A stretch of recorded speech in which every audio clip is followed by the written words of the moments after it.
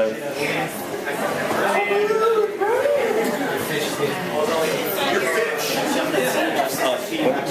Oh, it's feeding me. Okay.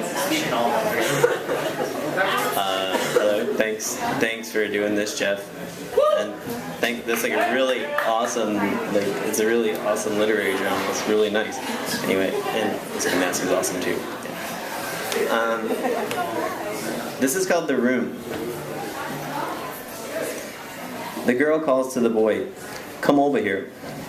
She's sitting on a white and green blanket wearing no pants. 2 feet reach out to the end of a blanket and tease themselves on the edges of the grass. Her legs are coated with one layer of sunshine, and the boy can see where her tan line ends and where the rest of her begins. "You want another drink?" she asks, shaking the nearly empty bottle of wine back and forth. "No thanks," he says. "Food?" He shakes his head.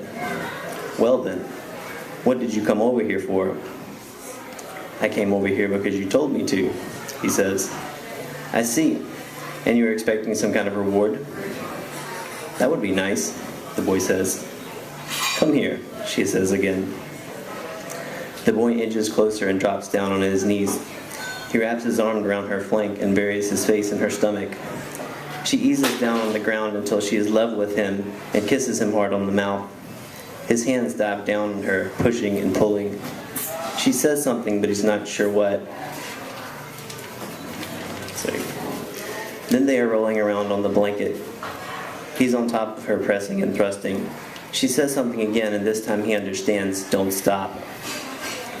He buries his nose and mouth into the nape of her neck, and she pulls him into her until all he can hear is her heavy breathing. He wakes up and takes a look around his room. There are no windows. The only light is a naked bulb above the door. Sometimes it casts a green light on the room, and sometimes a brown one. Today it's a brown light, which the boy thinks he prefers, but the green light is much better than no light at all. He remembers when the light went out once. He couldn't be sure how long the light was out, but it must have been a very long time. It was only when the man came to fill his bowl with water, give him soup, and empty his bucket of excrement that the light was replaced. He cannot be sure how long it takes the man to come, but he usually sleeps between 9 and 12 times before he arrives. If he gets too close to the man will kick him. Once he even walked off without filling his water bowl the whole way. He much prefers the kicking to the non-filling or non-giving of food or water. Sometimes the boy even likes it when the man kicks him. But if the man has to kick him too many times, he will leave him without giving him food or taking away his excrement bucket. "That'll show you," the man will say. But there's something about the way the boot connects with his stomach that the boy enjoys. His head or hands he doesn't really enjoy so much, but when the boot hits his stomach, his body absorbs it in a way that no other part does. This is an excuse for him to touch the man's leg for just a moment, or even cradle his boot. When the boy closes his eyes and the man kicks him, he can feel the white heat spread all through his body. He rocks slightly forward each time the boot hits.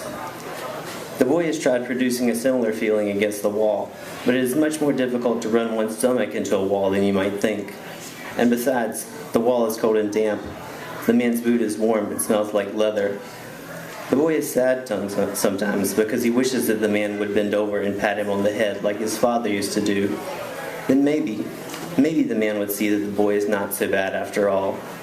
But no, this will not happen. Not anytime soon.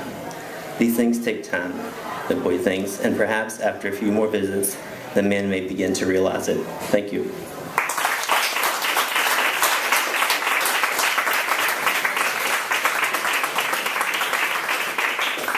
Thank you, Neil. Neil Uzzell.